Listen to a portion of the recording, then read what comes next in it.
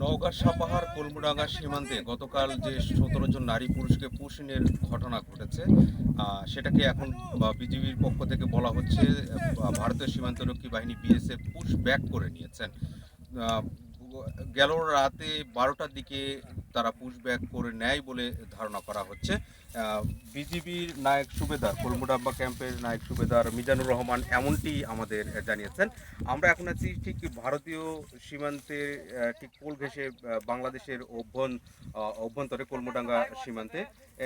এই সীমান্ত দিয়েই কিন্তু গতকাল আসলে ১৭ জন নারী পুরুষ এবং শিশুকে পুশব্যাক করা হয়েছিল। এটা নিয়ে বিজিবি এবং বিএসএফ বৈঠক হলেও তেমন কোনো সুরাহা হয়নি এবং রাতের অন্ধকারে একটা সময় লাইট অফ করা হয়, তারপরে পুশ ব্যাক করে নেয় ভারতের সীমান্তরক্ষী বাহিনী বিএসএফ, এমনটি জানানো হচ্ছে বিজিবির পক্ষ থেকে। তবে আমরা একাধিক স্থানীয় বাসিন্দার সাথে কথা বলেছিলাম যে কখনো আসলে বিদ্যুতের এমন দীর্ঘ সময় চলে যাওয়ার ঘটনা ঘটেনি ভারতের অভ্যন্তরে।